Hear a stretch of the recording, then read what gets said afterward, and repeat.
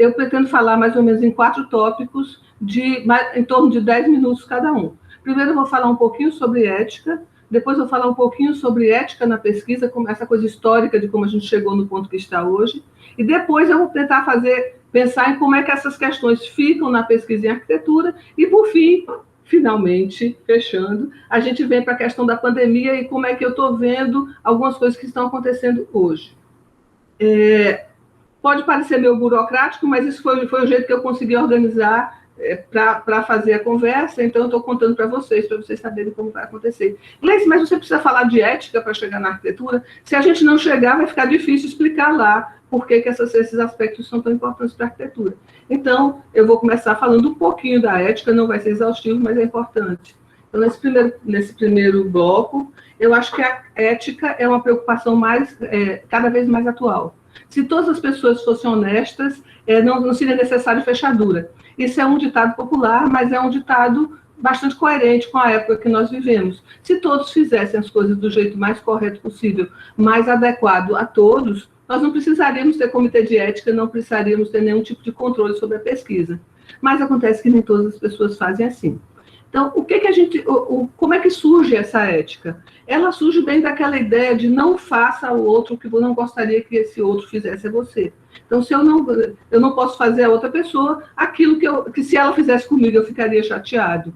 Ou então, haja como os outros gostariam, como você gostaria que os outros agissem com você. Se você pensar que em qualquer circunstância da vida, e aí isso não é a ética da pesquisa, isso é a ética da vida, seria bom você estar balanceando sempre suas ações, pensando no que como você está agindo, e como a outra pessoa, se a outra pessoa fizesse aquilo com você, se você estaria bem ou não, então você estaria minimamente agindo dentro tendo minimamente um comportamento ético. Só que nem sempre é desse jeito, e nós, ao longo da vida, nós temos 3 grandes questões a discutir, que são as três grandes questões que têm a ver com a ética, em qualquer nível da vida de qualquer pessoa. Eu quero, eu posso, eu devo, são as 3 questões que você deveria estar continuamente tentando responder. O que eu quero? Eu posso querer muitas coisas, mas será que eu posso realmente realizar essas coisas que eu quero fazer? Isso já é outra questão. Então, eu já tenho a dicotomia entre o que eu quero e o que eu posso. E depois disso tudo, eu quero, eu posso, será que eu devo fazer isso? Essa é uma questão muito importante, porque se eu querer e poder, mesmo eu querendo e podendo, mesmo assim eu não posso não dever fazer isso, tá certo? Eu quero comprar uma casa, eu posso comprar a casa, milhares de soluções eu posso querer comprar essa casa, mas será que eu devo comprar? Será que é o momento de comprar? Será que eu preciso comprar realmente? Isso tem que ser pensado. Uma casa é um objeto muito, muito, muito complicado, mas vamos pensar numa roupa?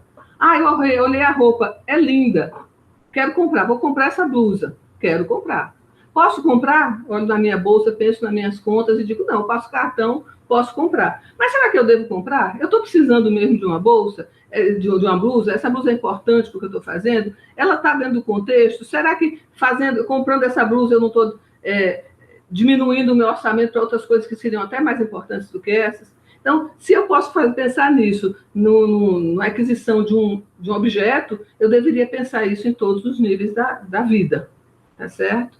Eu quero usar o elevador do meu prédio para fazer tal coisa. Sim, mas eu posso fazer isso? Eu devo fazer isso? O elevador vai passar 3 horas interditado por minha causa. Será que isso é uma coisa legal para a comunidade todinha, que também precisa daquele elevador e só tem aquele? Então, as questões éticas em todas as esferas da vida passam por essas questões. E, em função disso, nós temos as muitas propriedades que a gente tem cuidado com elas e que a gente tem que resolver essa questão, da questão territorial e da posse de objetos, até a questão intelectual e a posse das ideias. De quem é a ideia que está sendo discutida? Como é que ela funciona? A partir de onde ela surgiu? Bem, a outra questão que tem a ver com essa questão ética é a questão do resguardo das informações sobre si e das informações que você tem dos outros. Algumas informações que você tem sobre si, elas podem ser divididas com outras pessoas, outras você não quer dividir, ou você quer dividir com um número pequeno de pessoas. E outra coisa, muitas das informações que você tem sobre as outras pessoas e sobre as outras situações, algumas podem ser divididas e outras não deveriam ser divididas. Eu quero dividir, eu posso dividir, mas eu não deveria dividir. Então, gente, isso está permeando a nossa vida na hora que a gente pega o celular e tenta resolver alguma coisa. Na hora que você vai e transmite uma notícia. Eu quero, eu posso, eu devo. Se você pensar nesses 3 itens, você está tentando pensar eticamente a mandar uma mensagem pelo celular. Tá certo? Bem, então como é que fica nesse contexto a indústria da fofoca? No Brasil a gente tem muito. Como é que fica a questão dos tabloides, que eles vivem dessas informações dos outros? Como é a questão ética dos tabloides? Como é a questão ética nos fake news, que está bem na moda, que é um tema que está sendo discutido nacionalmente, certo? Enquanto política. Antes de falar em ética na pesquisa, a gente tem que pensar na ética na vida. Até porque a ética de uma sociedade, ela reflete os preceitos morais dessa sociedade.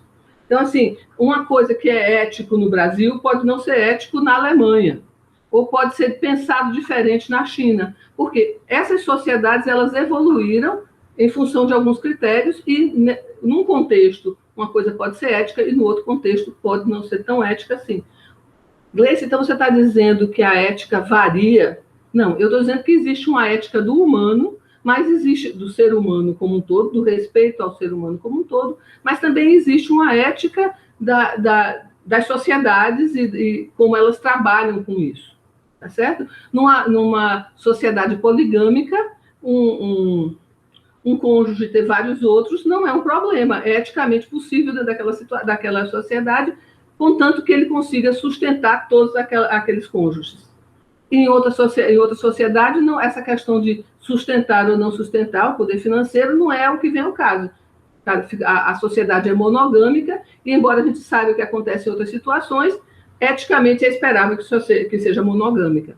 Então, existe essa diferença e, infelizmente, feliz ou infelizmente, temos que respeitar as diferenças e elas acontecem. Bem, então, isso está dizendo que os preceitos morais e éticos, eles evoluem com a própria sociedade e que você tem que estar muito ligado nesse tipo de situação. Até porque a gente pode fazer algumas perguntas. O Homo sapiens antigo, da época da discussão ética, Platão, Aristóteles, Sócrates, é o mesmo Homo sapiens que nós temos hoje? Ou nós mudamos também? Nós mudamos enquanto sociedade, nós mudamos até enquanto organismo. Muitas das coisas que nós comemos e respiramos hoje, bebemos e respiramos hoje, talvez não fosse adequada à pessoa a antiguidade clássica, por exemplo. Então, nós temos, e mesmo no mesmo tipo de sociedade, nós temos diferentes modos de vida que podem gerar questões éticas diferentes, tá certo? Na contemporaneidade, a gente tem algumas discussões. Como é que fica a questão da diferença entre norte e sul? Existe uma diferença ética e moral no que acontece no hemisfério norte e no hemisfério sul. E isso deveria ser considerado em qualquer tipo de investigação a respeito delas. Mas a gente não tem só a diferença norte e sul, a gente também tem a diferença leste-oeste. O Oriente e o Ocidente são sociedades diferentes e são modos diferentes de pensar a questão ética. Mas, não, está muito difícil, o planeta todo é muito grande. Mas nós temos as diferenças centro e periferia. Será que os mesmos preceitos valem para o centro de São Paulo e para as periferias de São Paulo? Ou valem para Brasília e o resto do país? Ou valem aqui em Natal e numa cidadezinha do interior do Rio Grande do Norte? Existem essas diferenças dessas centralidades e isso muda também um pouco o jeito de se pensar as relações sociais entre as pessoas. Bem, então, existe diferença, inclusive, em termos sociais, existe diferença entre ricos e pobres. Será que existe um jeito diferente de pensar dentro de um condomínio fechado de alta renda e de uma favela? Talvez exista. Certo? Então, quem pensa na questão ética tem que pensar na questão ética dentro da sua sociedade e também dentro daquela sociedade na qual você vai se inserir e vai buscar a sua informação. Outra questão a se pensar será que existe um código de ética para a vida hoje dita normal? Certo? Então, existiriam questões éticas diferentes em função do tipo de assunto que você está tratando. Então, por exemplo, ética e meio ambiente. qual é o tipo de ética que se deve levar em consideração no tratamento das questões ambientais. Gente, no Brasil isso é uma coisa muito, muito visível. Essa discussão da ética nas questões ambientais está em evidência também. A ética, as etnias e a diversidade. Existem questões que devem ser tratadas em função das diversas etnias, em função das diversidades que existem socialmente, tá? Dos grupos minoritários, principalmente. Ética e condição social, é outra discussão. Ética e política, deveria estar sempre em evidência. Ética na vida em rede, toda essa nossa discussão, nosso trabalho em rede que se acelerou enormemente a partir de março desse ano, após o advento da pandemia, também tem uma ética. Nessa nossa conversa de hoje, há 2 dias atrás, eu recebi um documento da FAO dizendo, olha, você vai participar, você aceita ceder a imagem, você aceita que seja reproduzido depois na YouTube? Isso é lidar com ética com esse tipo de situação, porque não seria legal que daqui a 2 ou 3 dias a FAO colocasse essa conversa no YouTube, mas eu não tivesse consciência disso, então se descobrir, porque já está lá. É legal, do jeito que a FAO fez, foi o jeito mais ético possível. Ele me mandou um documento, eu assinei e disse, não, eu aceito participar e aceito que fica disponível no YouTube. Com isso, nós estamos completamente cobertos em termos de qualquer problema para qualquer parte envolvida, tá certo? Tem a ética do cotidiano, como é que eu estou vivendo em casa eticamente hoje. Tem gente que está morando sozinha e tem um espaço todo disponível para si e está arrumando tudo do jeito que quer. Tem pessoas que estão morando com 3, 4, 5 pessoas dentro do mesmo espaço, de um espaço pequeno. Tem que dividir esse espaço, como é que fica? Então, tem discussões desse aspecto e tem a nossa ética na pesquisa, que afinal é o nosso tema. Então, a importância dessa primeira parte, dessa primeira pequena discussão que nós estamos levando, é a gente pensar que a ética na pesquisa não é uma coisa solta, ela é parte da ética na vida, tá? E a ética na vida, ela tem que ser pensada a cada pequeno gesto, a cada coisa que nós estamos fazendo o tempo todo. Não precisa ser pensado, você não vai ter que parar a cada gesto para pensar isso, mas se você pensar em agir corretamente ou agir adequadamente dentro do seu cotidiano, você está passando isso para as várias esferas. E por que é preciso se preocupar com a ética na pesquisa? Pensando no nosso segundo bloco de assuntos, tá certo? Porque na pesquisa, de um modo geral, você está voltado para buscar informações para alguma coisa. Eu quero ter informações para poder desenvolver minha pesquisa, para poder desenvolver uma nova técnica tá certo? Agora, será que os fins justificam os meios? Será que de qualquer jeito que eu agir é legal, é adequado em função de eu conseguir a informação que eu preciso? Ou tem algumas formas que eu tenho que pensar para que essa informação chegue, mas chegue de uma forma mais coerente com isso que eu estou fazendo? Existe todo um contexto histórico dessa ética na pesquisa e que a gente tem que retomar, né, que seja rapidamente, em umas linhas gerais, como a gente vai fazer. Toda essa discussão, embora a ética em si venha sendo pensada desde Platão e Aristóteles, desde a Antiguidade Clássica, a ética na pesquisa ela chega com mais força a partir da Segunda Guerra Mundial, em função de todas as experiências que foram feitas com os prisioneiros. Experiências feitas sem consentimento, com métodos extremamente invasivos, com modos de fazer e ferramentas extremamente questionáveis, inclusive moralmente, e que trouxe uma porção de atrocidades, assim, coisa do tipo, quantas vezes um osso humano de criança se regenera se for quebrado? Quebrou a primeira vez, a segunda, a terceira, a 15ª, não regenera mais. Então tá, 15 vezes? Mas isso foi com essa criança, vamos fazer com outra para ver se dá a mesma coisa? E aí tem uma série de atrocidades que surgiram a partir disso. Quando acabou a Segunda Guerra, em 1947, surgiu o Código de Nuremberg, que foi justamente para tentar evitar esse tipo de ação, mesmo em tempos de guerra, deveria haver uma ética para ser seguida. Vocês estão vendo que isso está surgindo muito em função da área médica e de como é que ela está funcionando nesse período. Só que, mesmo com o Código de Nuremberg, continuaram acontecendo uma série de experiências. E aí, dessa vez, não foi fora do contexto de guerra, e aí aumenta muito a preocupação com essa questão. Não que o contexto de guerra seja diferente, mas o contexto de guerra é um contexto específico, como este de pandemia que nós estamos vivendo hoje. E o contexto de vida cotidiana é um contexto que tende a se perpetuar por muito tempo. Então, por exemplo, tem um ensaio clínico de Tuskegee, no Alabama, nos Estados Unidos, que é um ensaio clínico, que foi um ensaio clínico com sífilis. Uma comunidade, algumas comunidades receberam penicilina, e essa comunidade especificamente recebeu pílula de farinha, placebo. E nessa comunidade, a sífilis, embora eles tomassem os remédios, ela não foi combatida, mas isso durou mais de 30 anos, gente. Eles continuaram tendo as interrogações científicas, tá certo? Tá, a sífilis não acabou, mas se a gente deixar mais 1 ano ou 2, como é que fica? E agora, será que vai passar das mães para as crianças? E agora, será que as crianças brincando no parquinho, não sei o que, vão passar entre si? E se não sei o que, e se foram 30 anos de experiência com a comunidade que chegou a taxas de sífilis impressionantes e teve uma série de grandes problemas. E isso foi o Ministério da Saúde de lá fazendo com a própria população. Vamos ver aí que era uma população negra, ex-escrava, etc, etc. Então, olha a questão social envolvida, tá certo? A população não consentiu, mas o governo se sentiu à vontade para fazer, tá certo? E fora isso, teve algumas outras experiências, como a de Milgram, tá certo? No começo dos anos 60, que ele fez uma experiência com estudantes numa universidade, ou seja, não era nem um contexto de sociedade que tinha diferença socioeconômica, tá certo? Ele pegou estudantes de uma sociedade americana, em Yale, na Universidade de Yale. Esses estudantes eles foram confinados em porões, e um grupo de 40 estudantes, digamos, metade deles era prisioneiro, metade deles era os donos do poder, tá certo? E aí, o que acontece? Os prisioneiros, com muito pouco tempo, eles não sabiam exatamente o que estava acontecendo, mas eram dados esses papéis.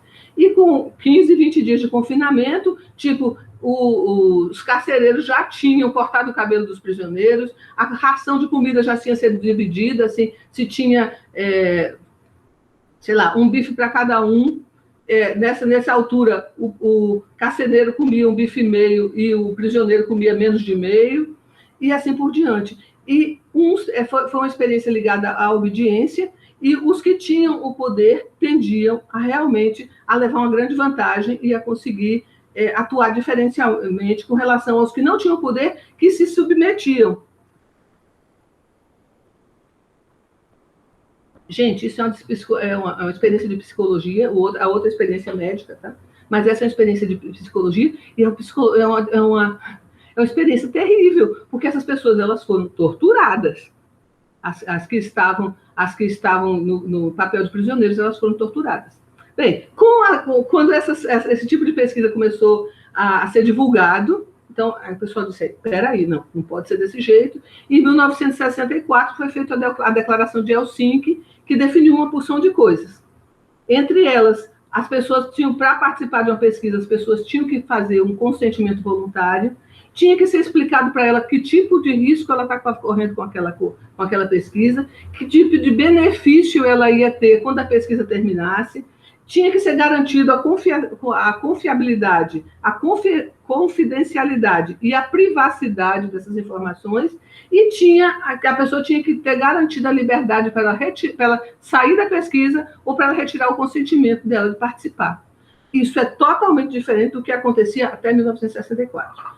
Nós estamos tendo essa discussão hoje, nós estamos no dia 1º de julho de 2020, e a gente ainda está discutindo essas coisas. Então, aquele momento foi um momento de divisão de águas, tá certo? Um divisor de águas, e a partir daquele momento a pesquisa começou a ter que ser pensada de um modo diferente. Claro que, dentro disso, vocês estão vendo que o modelo médico continuou prevalecendo, como, aliás, prevalece até hoje, tá certo?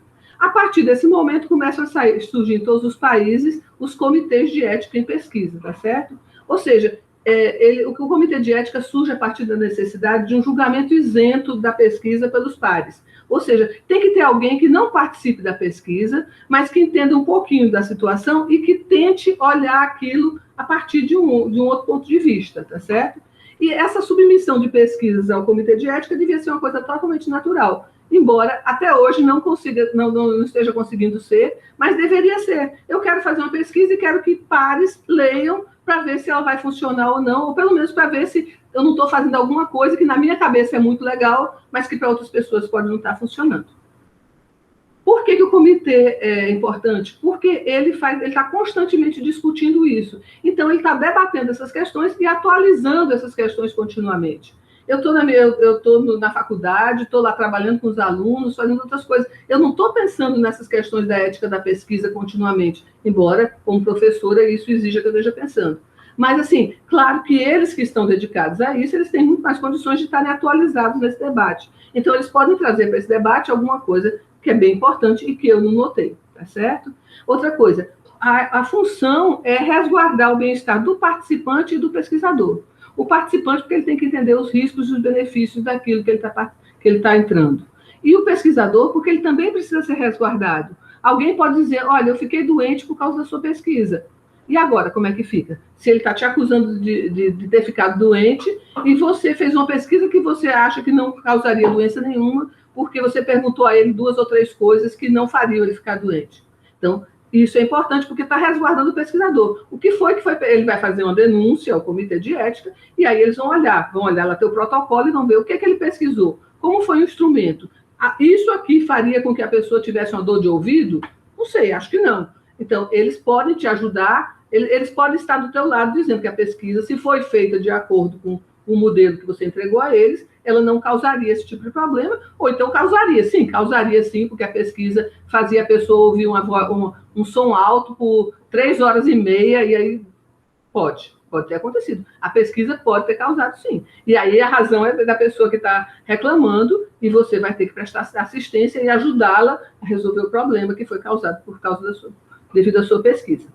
Bem, o projeto deveria ser aprovado antes da realização, não adianta você já ter feito, e agora eu quero que aprove, não. Ele tem que ser aprovado antes, para você já fazer coberto com todas essas informações, tá certo? E depois de terminado, você tem que mandar um relatório conclusivo. Por quê? Porque você vai dizer, olha, o que eu fiz foi isso, e o que eu achei foi isso. Não é a tua tese de mestrado que você vai mandar para eles, você vai mandar para eles um resultado daquela tua pesquisa com os humanos. Seres humanos. Outra questão, evitar a má-fé relacionada à participação não esclarecida da pessoa, ou ela participou, mas não sabia o que estava fazendo, uso de dados fora do contexto da pesquisa, coleta de informações desnecessárias frente aos objetivos propostos. Eu quero fazer uma pesquisa X, mas eu pergunto tudo da vida da pessoa. Mas precisa mesmo? Então, eles vão olhar isso para ajudar você a reduzir. E criação de dados e maquiagem de resultados. Você não fez a pesquisa direito, mas você quer terminar a sua tese, inventa um negócio ali para terminar, mas não pode ser desse jeito, tá? No Brasil, nós temos basicamente 2 tipos de comitê que trabalham com a ética na pesquisa, que é o SEUA, a Comissão de Ética na Utilização de Animais, e o CEP, que é a Comissão de Ética de Pesquisa, na pesquisa, dessa vez, a pesquisa com humanos. O CEP, ele funciona no sistema CEP-CONEP, não vou detalhar isso, gente, mas isso tem, vocês procurando nas plataformas de ética na pesquisa, tem bastante detalhes sobre o que é o CONEP, o que é o CEP, como eles se relacionam, e tem 3 resoluções principais que guiam o trabalho deles. Todas as 3 são resoluções do Conselho Nacional de Saúde. O modelo médico ainda prevalece. A 441 de 2011, a 466 de 2012 e a 510 de 2016. Para nós de arquitetura e urbanismo, interessa mais a 510 de 2016, porque é quando a área de ciências humanas e sociais começa a solicitar que o sistema CEP-CONEP preste atenção nas pesquisas com seres humanos, mas que não são necessariamente dessa área clínica, dessa área de saúde médica. Tá certo? São as pesquisas que trabalham com questionários, as pesquisas que trabalham com entrevistas, as pesquisas que trabalham do jeito que nós fazemos, sem essa coisa invasiva da aplicação de remédios, outras coisas. Então, existe toda uma discussão das ciências sociais. As ciências sociais, hoje em dia, reivindicam ter o seu próprio sistema fora do Conselho Nacional de Saúde, mas isso ainda não foi resolvido na nossa realidade, tá?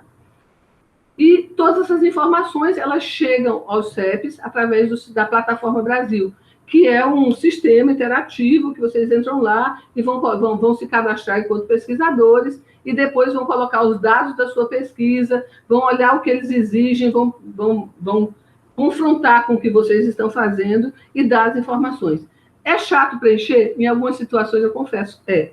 Mas, mesmo assim, é importante. Só o fato de você preencher aquilo faz você repensar o que você está fazendo em termos de pesquisa.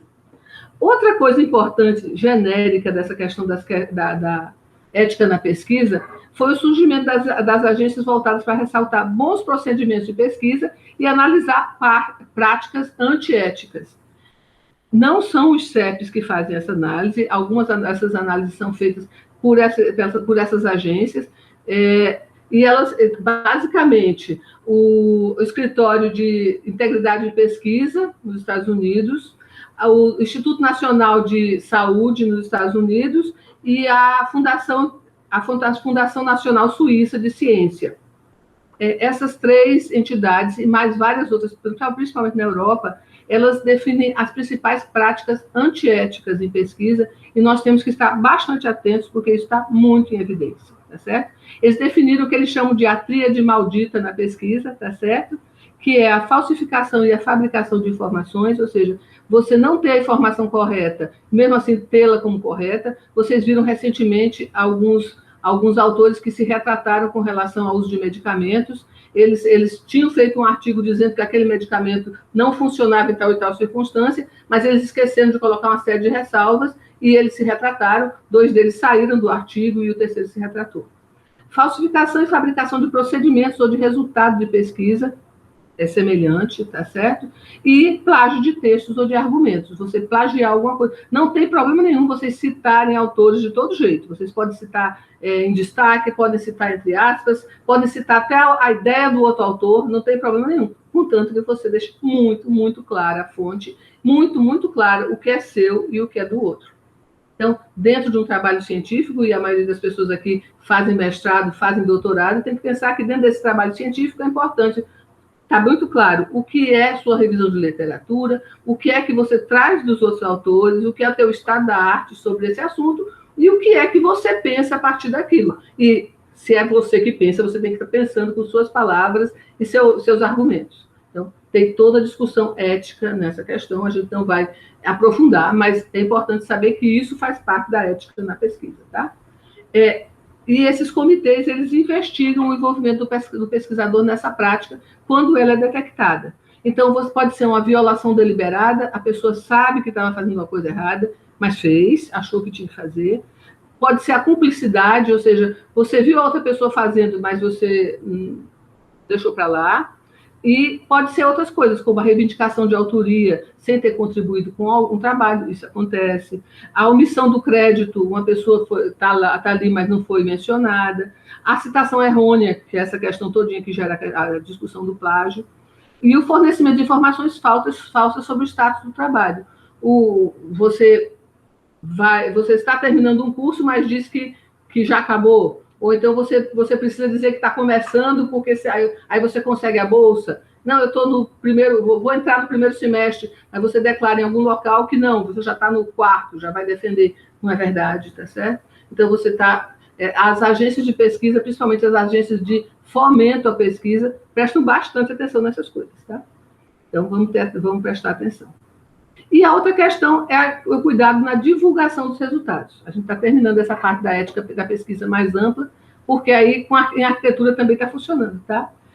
Monitoramento contínuo das publicações, está havendo um monitoramento muito grande, inclusive com retirada de artigos de periódicos e acréscimo de adendos ou retratação dos autores. Às vezes você pega um artigo, principalmente em revistas internacionais, você vê muito isso, você tem um artigo e aí você tem uma nota esclarecedora ou tem uma errata embaixo. Os autores avisam que tal e tal, que esse resultado foi obtido apenas em tais condições e não é universal, como eles declaram no final. Então, eles estão se retratando e dizendo, olha, minha pesquisa tem um resultado, mas é um resultado parcial, que vale apenas para aquelas condições de pesquisa, não vale para todas as condições, embora no final eu tenha concluído dizendo que isso aqui é a melhor coisa do mundo, mas não é desse jeito. Então, pode ser uma retratação, se for uma coisa mais ou menos simples de ser retratada, ou pode ser uma retirada do artigo. Você, às vezes, chega lá e diz, o artigo foi retirado porque os autores têm tais e tais e tais condições. Bem, Dito isso, outra questão aqui é a questão do cuidado com os plágios e os autoplágios, tá certo? Tanto exige o plágio com relação a outras pessoas, como exige o autoplágio, que é aquela coisa do artigo que vai ser publicado 10 vezes só mudando o título. Espera aí. Um artigo até pode ser publicado em mais de uma vez. Ele foi publicado num evento, e aí o periódico disse, olha, teu artigo é super legal, pode ser publicado no periódico como um dos melhores artigos do evento. Foi publicado de novo, não tem problema. Mas aí deve ter uma nota explicativa, pé de página, nota de final de artigo e tudo. Esse artigo foi publicado no evento tal, no ano tal, e foi selecionado para publicação na revista por tais e tais razões. Por causa da contribuição científica para a área, por exemplo. Isso é legal, isso não é um autoplágio, isso é a republicação de um artigo. Uma coisa é você republicar, explicando inclusive a fonte, a outra coisa é você recopiar o artigo de outro jeito e tentar passar o mesmo artigo de outra vez. Bem, dito isso, o que essas questões têm a ver com arquitetura e urbanismo? A princípio era para ter tudo, gente. Era para ter tudo porque a arquitetura e o urbanismo faz parte das ciências, e se você é uma parte dessa ciência, você não pode ser diferente do todo. Então, apesar das especificidades da arquitetura e urbanismo, nós temos muitas, nós não somos diferentes das outras ciências. Se você for prestar atenção, nós podemos divergir em método, nós podemos divergir em alguma situação específica, mas nós deveríamos seguir os mesmos critérios, as mesmas premissas das outras ciências. Então, embora a arquitetura ela tenha como objeto o estudo do meio físico, porque é basicamente o que a gente faz, o arcabouço físico é muito importante em todos os nossos projetos, tá certo? O edifício, a cidade, o cômodo, a praça, mas tudo em termos, nós estamos focando na questão física do espaço, existe uma crescente aproximação da arquitetura com a área de humanidades. Nós estamos muito, muito próximos. Existe também a aproximação com as engenharias e tudo. Mas na questão ética, a nossa aproximação é com a área de humanidades, tá certo? É a discussão das ciências sociais, a discussão da sociologia, da antropologia, as discussões na psicologia. A discussão na psicologia, tudo isso faz uma grande diferença no que nós estamos fazendo, tá certo? Então, nós também temos uma prática de projetos ligados à participação do usuário, então o projeto participativo entra dentro disso, e a valorização do usuário como destinatário do ambiente construído. Vocês podem dizer, você está falando isso porque você tem uma tradição de APO. Sim, é verdade. Mas eu acho que a APO traz muito essa discussão da ética da pesquisa para dentro da arquitetura e urbanismo, mas não apenas ela, tá certo? Todas as pesquisas que a gente desenvolve na área de urbanismo, com a parte da social, e na área de projeto, com a parte de você tomar a realidade como elemento dessa discussão e falar com as pessoas e pedir a opinião delas, tudo isso tem a ver com a ética na pesquisa, com humanos, tá certo?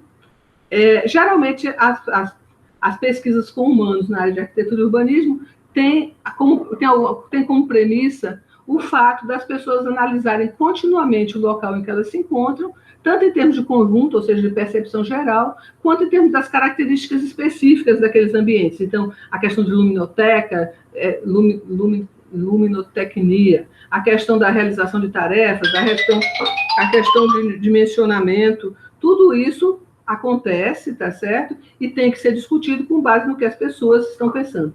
E mesmo o modo de produção do espaço, quando a gente conversa com os arquitetos, ou quando a gente vai conversar com estudantes de arquitetura, tudo isso tem que ser pensado.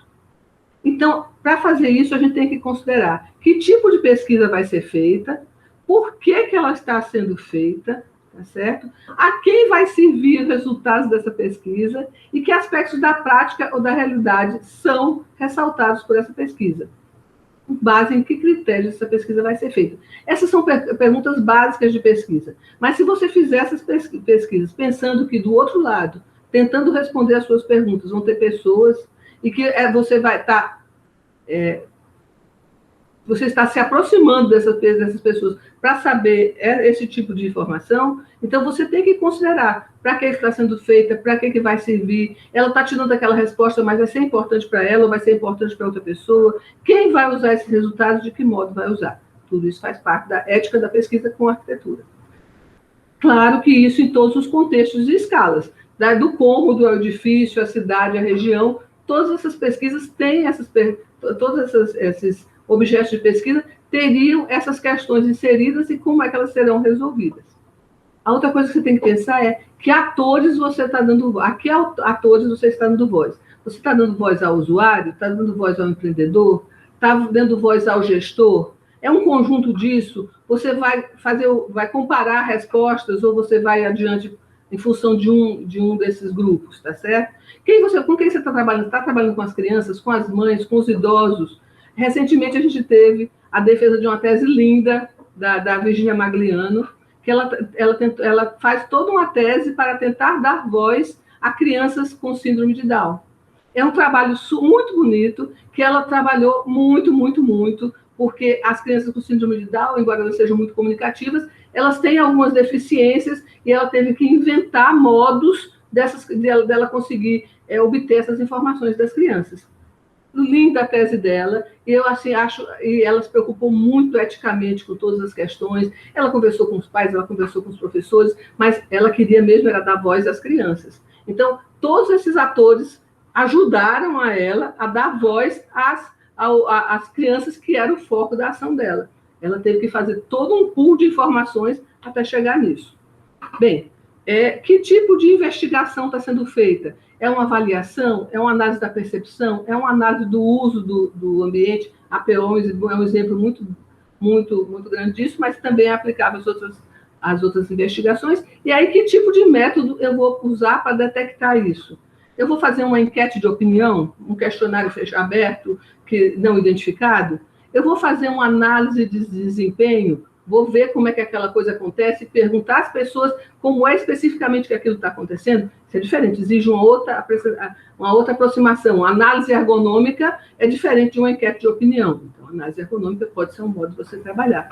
Eu vou fazer uma abordagem de inspiração etnográfica, ou seja, eu vou me envolver com aquelas pessoas e vou tentar entender, não a partir de um instrumento específico, mas a partir do contato com elas, como é que fica a questão delas permitirem que eu faça essa pesquisa se eu estou ali envolvida, certo? Eu vou usar isso como subsídio ao projeto ou é só para alimentar uma tese teórica? Isso também tem que ser discutido, tem que ser pensado. Não é que você tenha que responder a cada questão dessa dentro da sua tese ou sua dissertação final. Mas se você pensar todas essas coisas, você vai conseguir respondê-las. Então, era interessante que você fizesse seu próprio checklist de o que é que você quer, onde é que você quer chegar, e a partir disso, como fosse pensando cada item. Por outro lado, existem algumas dificuldades da área de arquitetura na hora que a gente delimita as nossas pesquisas e leva essas pesquisas para o comitê de ética. E essas dificuldades são ligadas a uma porção de coisas. A primeira coisa é a separação entre o objetivo da pesquisa maior e o objetivo da participação, ligado à participação dos usuários. O comitê de ética não está interessado em saber o teu objetivo da tua pesquisa maior, que pode ser, por exemplo, analisar a influência de um edifício no contexto morfológico de uma área urbana. Então, você vai fazer isso usando técnicas que são de arquitetura e urbanismo, que não falam com as pessoas, que você vai fazer toda a análise tecnicamente. Só que você tem um objetivozinho lá que diz entender como as pessoas compreendem esse fenômeno. É esse o objetivo que vai para o comitê de ética. Você vai dizer assim, inserido numa pesquisa maior que discute a morfologia, não sei o quê, essa parte da pesquisa vai falar com isso, vai falar sobre isso. E eles não estão interessados se a pessoa pesquisa como um todo vai demorar 5 anos. Eles estão interessados que a sua pesquisa com humanos vai demorar 4 meses. É isso que eles querem saber. Eles não querem saber como é essa grande pesquisa e até onde você vai. Eles querem entender como é que é a tua pesquisa com humanos. A outra parte que você vai fazer toda a análise sintática da cidade inteira, depois você vai fazer a análise sintática do bairro, depois você vai analisar a morfologia urbana a partir de tais e tais técnicas. Isso, para eles, é só o pano de fundo daquela pequena pesquisa com humanos que você está fazendo. Tá? Eles não, o que eu quero dizer é o seguinte, eles não querem controlar a tua pesquisa do teu doutorado como um todo. Eles querem entender como é que o ser humano que vai entrar nessa pesquisa, em que ponto ele está entrando e como é que você vai abordá-lo dentro daquele contexto. A outra coisa, então, em função disso, tem uma série de dificuldades com relação à indicação objetivos concretos dessa participação desse ser humano no projeto. Você coloca uns grandes objetivos e, às vezes, você até esquece de colocar lá o ser humano, passar um questionário com as pessoas para saber tal coisa. Se não tem esse objetivo, eles não vão entender por que o humano é importante, já que você está fazendo tão grandes macroanálises. Tá certo? Então, tem uma certa ambiguidade, então, inclusive, em definir questões como a sua pesquisa com humanos é uma pesquisa de opinião. Pesquisas de opinião, a princípio, não precisam ser aprovadas pelo sistema CEP-CONEP. No entanto, se você vai usar para uma tese ou uma dissertação, precisa, porque é uma publicação acadêmica que se espera que passe por todos esses preceitos. Você está fazendo um experimento, você vai modificar uma praça e tentar entender como é que as pessoas usam, isso já é feito de uma forma diferente, tá? Se você está montando um experimento, você tem que entender, mostrar todas as partes, inclusive dizer o que você espera encontrar no final do experimento. Não é só vou inventar um experimento para ver o que acontece. Eu vou montar um experimento para ver se as pessoas andam de bicicleta. Pronto. Aí você tem um experimento e sabe onde é que você vai chegar. Mas só experimentar por experimentar não deveria acontecer. É um estudo comprobatório ou é um estudo exploratório? Ou seja, você já tem grandes hipóteses que você pode tentar comprovar a partir disso, ou você está explorando ideias? Se você está explorando ideias, deixe bem claro. Bem, a outra coisa em arquitetura que a gente tem é o tempo curto entre você detectar o problema e você fazer a pesquisa e apresentar os resultados. Às vezes a gente detecta o problema e com 1 mês ou 2 a gente já quer os resultados. E os 2 ou 3 meses para passar no comitê de ética, como é que fica? Às vezes não tem, e aí essa pesquisa fica sem comitê de ética, o que é um problema, porque depois você pode ter dificuldade, inclusive, em publicar. Tá certo? Enumeração dos benefícios e dos malefícios diretos da pesquisa. Às vezes é muito difícil você dizer em arquitetura o que aquela pessoa vai ter de benefício, considerando que ela não vai ter nenhum benefício direto. Ela vai dar uma opinião a respeito de uma praça, e pode ser que ela não vá usar aquela praça em outras situações, e ela está fazendo um benefício para outras pessoas. Mas aí teria que dizer, ela tem o benefício de, se ela voltar a frequentar a praça, talvez ter conseguido isso. E tem o benefício indireto para a situação, em função do modo como ela pode contribuir para modificar aquela praça para toda a comunidade. Os riscos é um grande problema dentro dessa questão, porque os riscos, o pessoal de arquitetura é condicionado a dizer, a minha pesquisa não tem nenhum risco. E não é verdade. Todas as pesquisas, segundo o Comitê de Ética, na questão ética, todas as pesquisas têm risco, tá certo? Pode ser um risco físico, de integridade física. Na hora que eu digo, já tive uma orientanda que teve esse problema. Eu vou sair com cegos para andar, eles vão andar na área urbana, tem todo um risco. E se o cego cair? Se a pessoa cega cair? Quem vai arcar com o risco dela cair e se machucar? Tá certo? A pesquisadora ela teve que fazer todo um protocolo dizendo que, se tivesse algum tipo de risco, se aquelas pessoas participantes tivesse algum tipo de acidente, ela se responsabilizava, ela ia levar para o hospital, todas essas coisas. Então, tinha um risco. Mas eu não vou, Gleice, eu não vou fazer nada, eu vou simplesmente conversar com essas pessoas sentadas numa sala de aula. Ótimo, tá bom. Então, você tem uma condição, você vai conversar com as pessoas. Existe o risco do constrangimento da pessoa. Você pode fazer uma pergunta e ela se sentir constrangida a responder. Aí você tem que dizer que, diante de um constrangimento, você dá o direito à pessoa de não responder. Isso é uma forma de resolver a questão. Tá? Bem, a outra questão,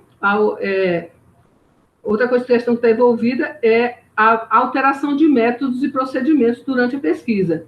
Isso acontece também, e não tem problema que aconteça, só que você tem que acrescentar emendas nos seus protocolos e dizer, olha, foi alterado.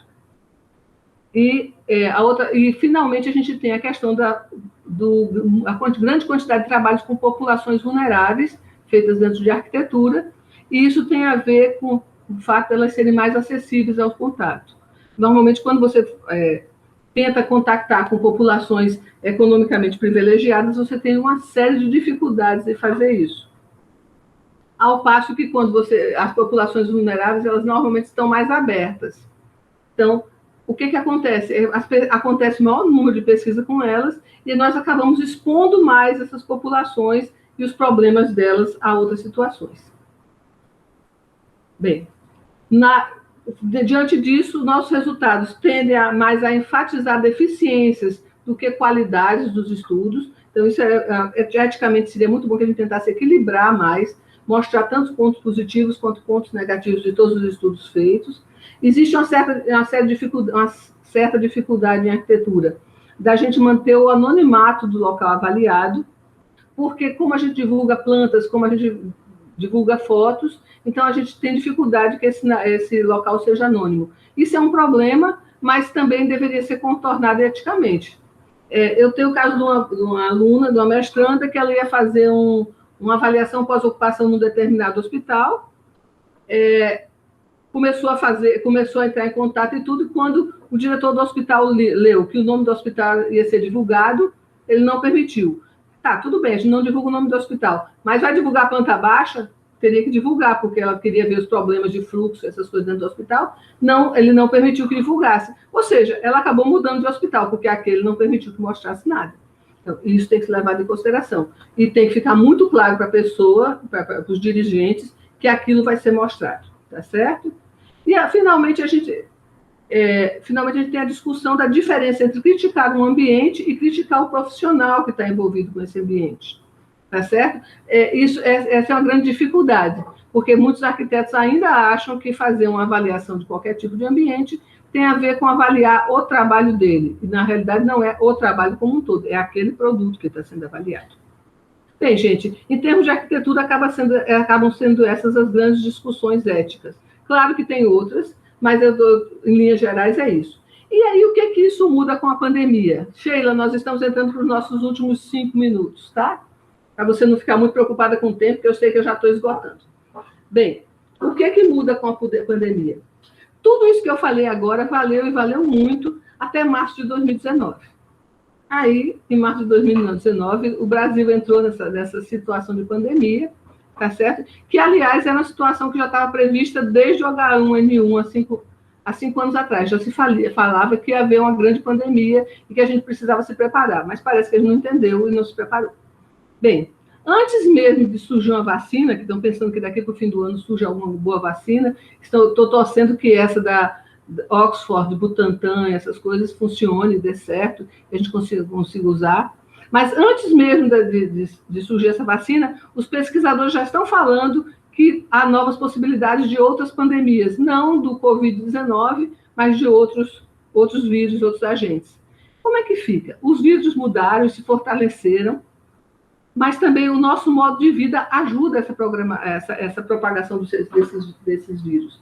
Esses surtos que antes se restringiam a pequenas regiões, com essa coisa da grande mobilidade das populações, com os aviões, com os meios de transporte rápido, está tudo se disseminando muito rápido. E se isso se dissemina rápido, a situação pandêmica se alastra muito rápido também. É impressionante o que aconteceu com o Covid, a rapidez com que ele atingiu o planeta inteiro. Bem, então, o que é que se muda? O que é que muda numa situação, numa sociedade como a nossa, que está sendo quase refém desse tipo de evento? Isso pode acontecer isso, e se acontecer de novo ano que vem, a gente para tudo outra vez? Ou como é que vai funcionar? Vai mudar? Ou nós vamos mudar o modo de nós agirmos socialmente para que possamos lidar melhor com isso? Certamente que a gente vai ter que repensar muita coisa e enfrentar uma porção de contradições que são trazidas pela necessidade desse afastamento social, que é o que estamos pedindo hoje. É a contradição entre nós estarmos sós e precisarmos aumentar a comunicação, ou seja, nós estamos muito sós dentro das nossas casas, alguns realmente sozinhos, outros com família mais isolados do nosso contexto de trabalho, do nosso contexto de estudo, do nosso contexto de investigação. Então, nós estamos sós, mas, ao mesmo tempo, nós temos que nos comunicar muito com os outros. Esse tipo de palestra que a gente está fazendo agora, essas lives que estão acontecendo diariamente em grande quantidade, as reuniões que nós estamos fazendo de trabalho, são um exemplo de como é que a gente vai ter que lidar com essa situação. Bem, o trabalho e o estudo remoto estão trazendo a maior dependência da tecnologia. Nós estamos mais dependentes de tecnologias de vários tipos, inclusive essas de comunicação, mas só que nós também não podemos renegar essa nossa necessidade, essa coisa do ser humano como ser social e essa nossa necessidade de estarmos juntos. Gostaria muito de ter abraçado a Sheila hoje chegado aí, ter dito, gente, estou aqui, vou fazer uma palestra. Não foi desse jeito, mas nós continuamos a ter essas necessidades de estarmos juntos. Como é que a gente pode alterar esse modo de vida, mas não alterar ou até manter a nossa condição humana? Porque, afinal de contas, como humanos, nós não vivemos cada um na sua toca. Nós vivemos nas nossas tocas há algum tempo, garantindo nossa privacidade, garantindo nossa saúde mental, mas para a nossa saúde mental a gente também precisa estar juntos e fazer as trocas, fazer os encontros. Tudo isso se reflete na arquitetura e urbanismo enquanto arcabouço social e fonte de bem-estar. Uma arquitetura feita para as pessoas e pelas pessoas, que proporciona encontros, ela é uma arquitetura mais convidativa. Mas como é que a gente vai proporcionar encontros? Não é porque não é para se encontrar. Isso é uma contradição e a gente vai ter que assumir isso. Claro que a gente vai ter que se preocupar com essa nova realidade, e essas lives falando sobre as questões ligadas à arquitetura e urbanismo na pós-pandemia ou na pandemia, elas têm trazido muitas questões interessantes. Eu tenho assistido várias, eu espero que vocês também estejam assistindo, porque tem muita coisa legal para ser pensado nisso. Mas o que é que isso significa em termos de pesquisa com arquitetura e urbanismo durante a pandemia? Bem, principalmente com aqueles trabalhos que se propõem a consultar as pessoas e precisam dessas pessoas para fazer os seus diagnósticos, para aperfeiçoar suas análises. Bem, o que é que eu tenho verificado? Eu tenho detectado uma alteração nessas pesquisas, tá? Sobretudo entre mestrandos e doutorandos, principalmente em cima de mestrandos, que são pesquisadores com um tempo mais limitado para trabalhar. Eles têm 2 anos para fazer uma pesquisa, às vezes já está com 1 ano e meio. Eu tenho uma orientanda que ela ia fazer uma pesquisa em escolas, passou no comitê de ética e marcou para o fim de março.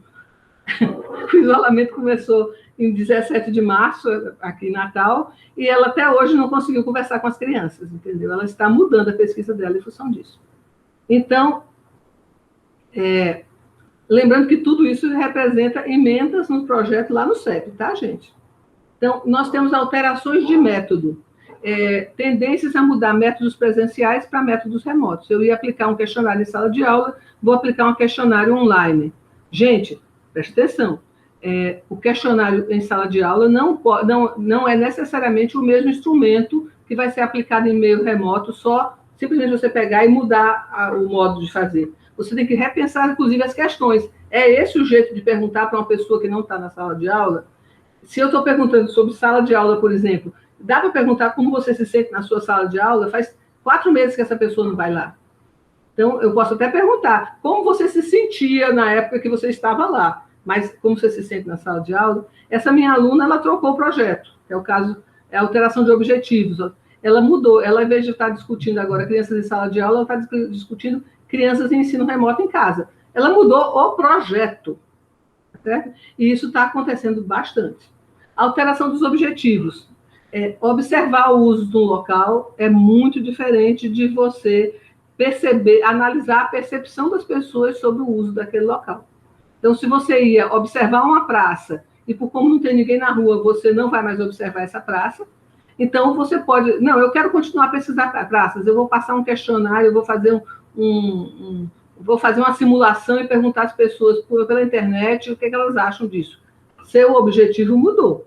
Você não está mais trabalhando com o que eu vejo acontecer na praça, e você está trabalhando com o que as pessoas pensam sobre o que poderia acontecer na praça em determinado tipo de circunstância. Mudou o objetivo, você tem que voltar lá e ajeitar a sua pesquisa, tá certo? E a alteração da investigação em si, que é o caso da minha aluna, tá certo? A pesquisa dela foi impossibilitada de continuar, porque nem tão cedo a gente vai ter aquela quantidade toda de crianças em sala de aula para ela fazer o que ela tinha pensado. Então, ok, ela está mudando, ela vai ter que entrar no CEP e dizer, olha, aquela pesquisa não pode acontecer mais daquele jeito, eu estou mudando e vou trabalhar outras coisas, vamos ver se é a mesma pesquisa ou se é outra pesquisa. Bem, como é que a gente pode pensar eticamente essas questões, tá certo? Quais são os elementos que tem? Pesquisas em ambientes coletivos têm maior dificuldade de contato com essas pessoas, tem menos gente na rua, as populações vulneráveis, os idosos, as pessoas com deficiência, não estão indo à rua, então esse tipo de pesquisa está inviabilizado ou vai ter que ser repensado, tá certo? O acesso aos ambientes de saúde está mais restrito, tá certo? Notadamente ao hospital. Não, mas está acontecendo tudo no hospital. Sim, mas você também está disponível a ir para lá e poder ter Covid. Nesse momento, eu acho que, não sei se as pessoas estão tão dispostas, e os hospitais também não estão precisando de mais gente andando por lá, tá certo? A escolha dessas populações-alvo tem que ser repensada, porque dentro desse conjunto, talvez algumas populações dessas não estejam tão acessíveis a curto prazo. O uso crescente dos recursos tecnológicos e a transferência das atividades para o meio virtual, elas permitem que a atividade aconteça, mas tira essa coisa do olho no olho. Então, algumas informações podem não vir do jeito que você está pensando, ou no sentido que você queria, porque você não teve esse contato direto. Embora haja dificuldade para contactar as pessoas, quando você contacta, você está dentro da casa delas quase, então é um outro tipo de relação, você está invadindo mais aquele espaço, então tem que ter cuidados com relação a isso, tá certo? E muito cuidado com a questão da experimentação, tá certo? Não é ético experimentar sem poder antecipar o resultado do que você está fazendo. Então, se você conseguir minimamente antecipar o resultado, ok, pode ser feita uma experimentação. Mas se você não tem a mínima condição de saber o que vai acontecer a partir daquele experimento, talvez seja melhor você não optar por não fazê-lo, principalmente numa circunstância diferente.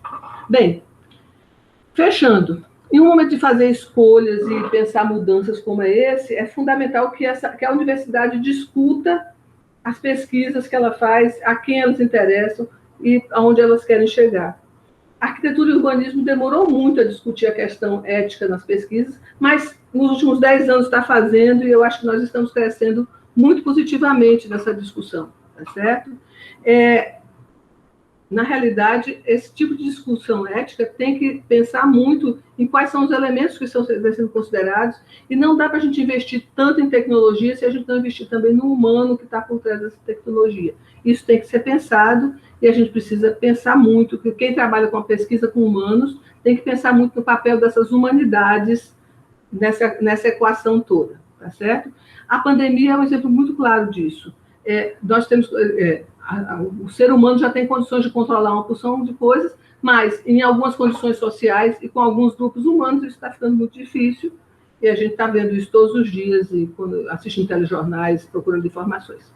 Nesse contexto, eu acho que a universidade precisa acreditar na sua força como instituição. Eu acho que a universidade tem que investir nessa discussão ética do humano participando do tecnológico, tá certo?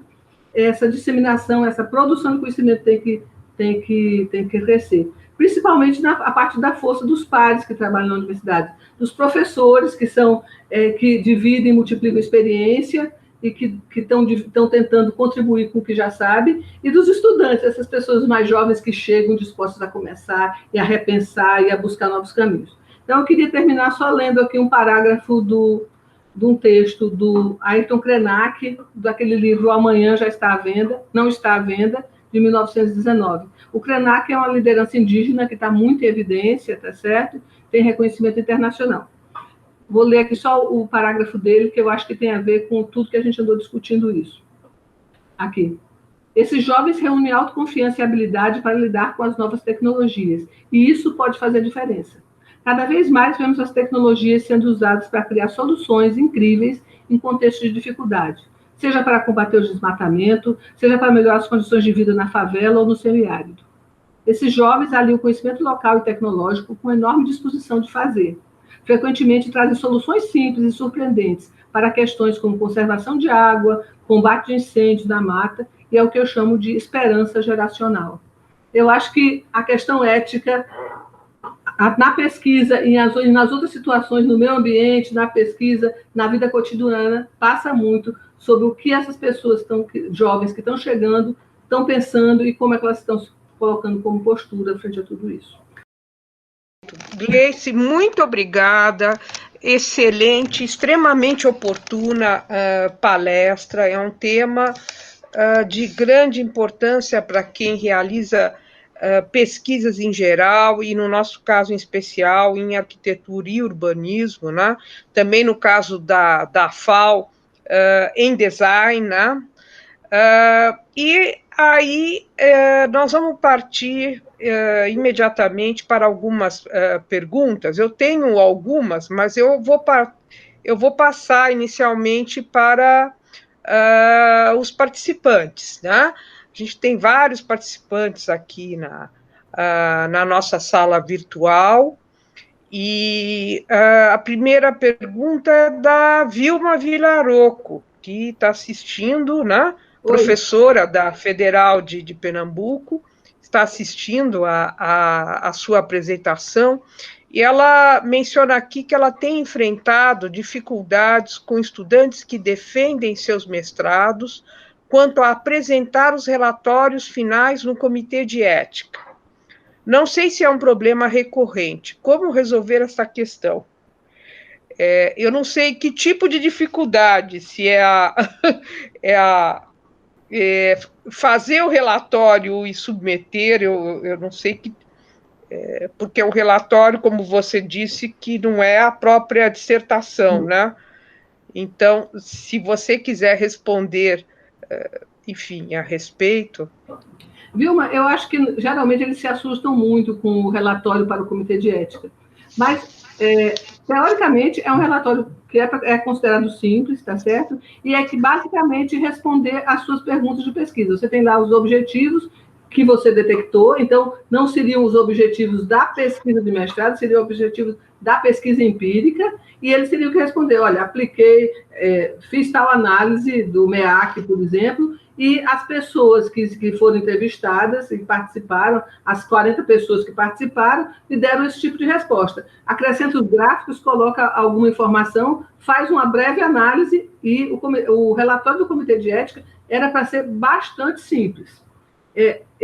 Os estudantes, de um modo geral, principalmente os do mestrado, acham que teria que ser a dissertação como um todo.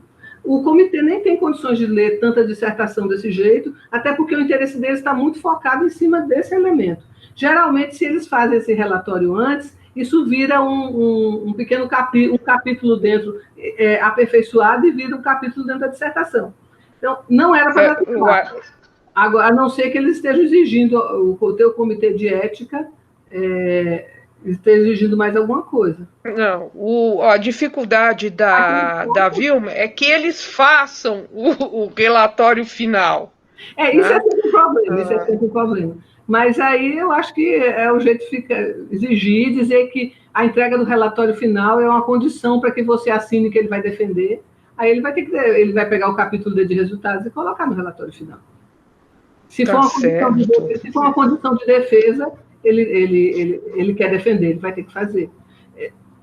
Pode parecer muito divertido, mas é um jeito, entendeu? Olha, tem até um outro comentário associado, né? Como o orientador está envolvido, né? Como integrante da equipe, e ele mesmo, ele não pode deixar em aberto, né? No comitê de ética, né? Então, isso pode gerar alguma dificuldade no futuro, né? Ele não pode abrir, submeter, ser aprovado e não responder, se ele quiser continuar sendo pesquisador, porque uma hora ele será cobrado, né? Não exatamente como uma agência de fomento, mas, enfim, como pesquisador será cobrado, né? E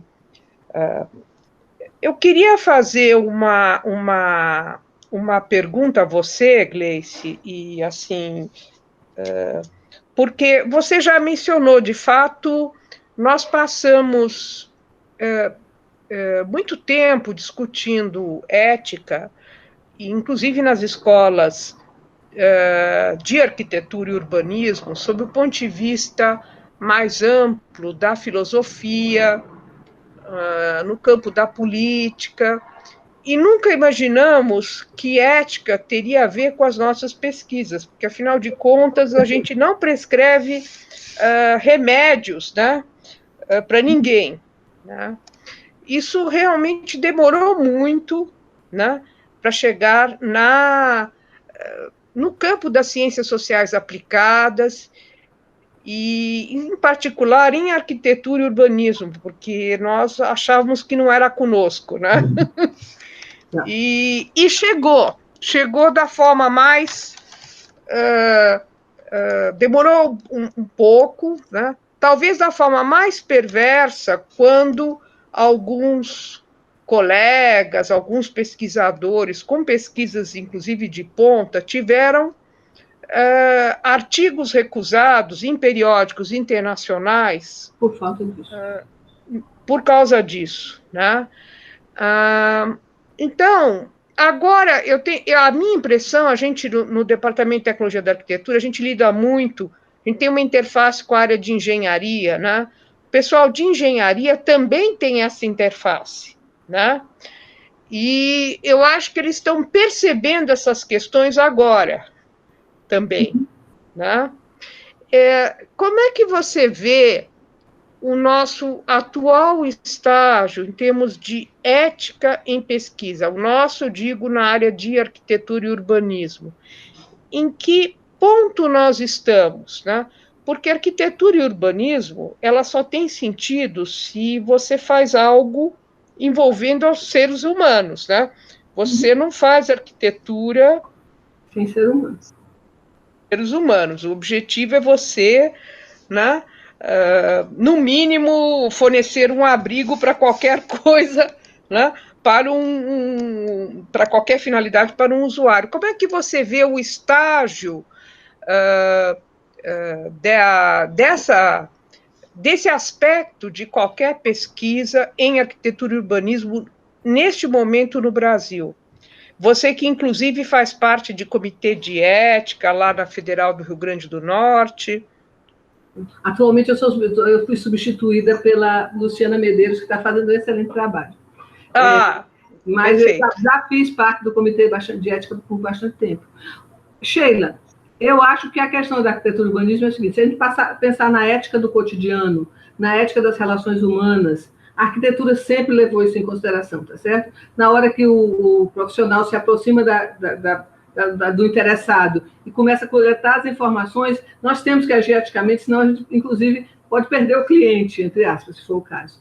Então, existe todo um trabalho ético, e eu conheço muitos colegas e tudo que sabem dos detalhes da vida pessoal, daquele casal, não sei o quê, mas isso é uma questão profissional, fica lá, é como confissão, fica guardado. Então, essa ética da atividade profissional cotidiana, eu acho que já existe profissionalmente, tá certo? Claro que tem exceções, mas em todo canto tem. Agora, a ética da pesquisa, eu acho que nós estamos engatinhando. Assim, se nós compararmos a arquitetura com as ciências médicas, ou com as ciências da saúde, ou se nós compararmos a arquitetura com outras áreas das ciências humanas, como psicologia, sociologia, antropologia, por exemplo, nós estamos ainda no começo. Você fala para o aluno, para o estudante, esse projeto tem que passar no comitê de ética, ele diz, ai, professor, agora morri. Certo? Virou um grande tabu passar no comitê de ética, quando não deveria ser. Bem, se nós considerarmos a arquitetura comparando com as humanas.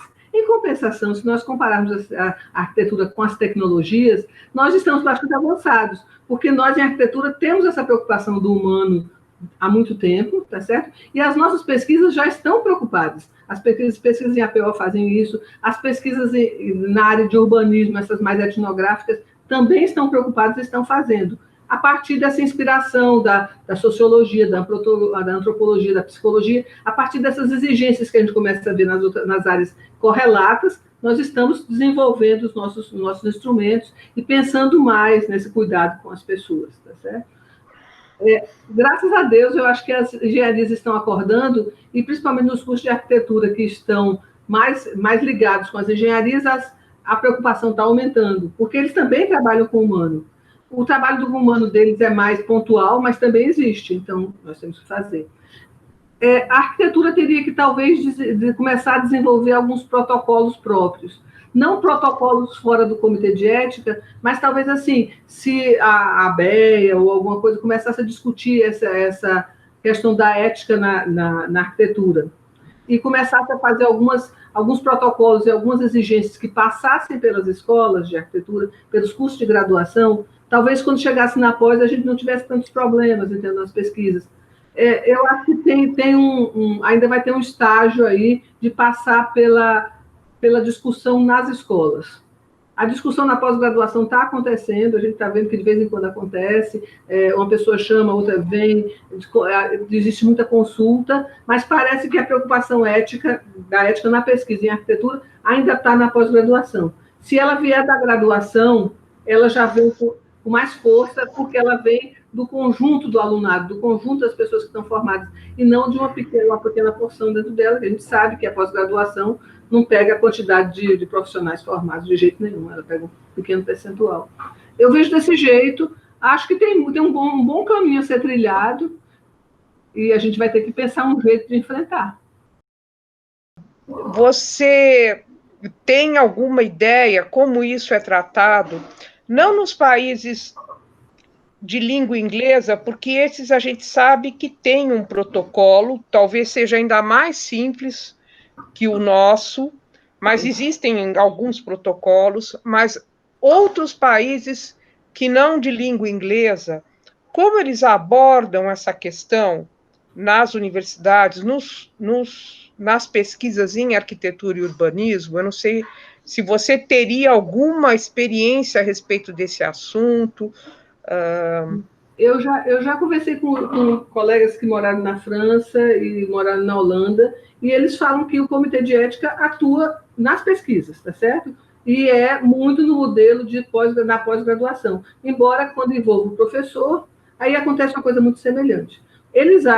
Todos eles acham que a gente poderia conseguir um modelo menos médico no Brasil, tá certo? Uma coisa um pouquinho diferente das ciências do Comitê Nacional de Saúde, da Comissão Nacional de Saúde, mas eu acho que nós teríamos que trabalhar nisso, e o trabalho nisso não é um trabalho de arquitetura e urbanismo, é um trabalho das ciências humanas, porque provavelmente a gente não vai ter um comitê de ética em arquitetura e urbanismo.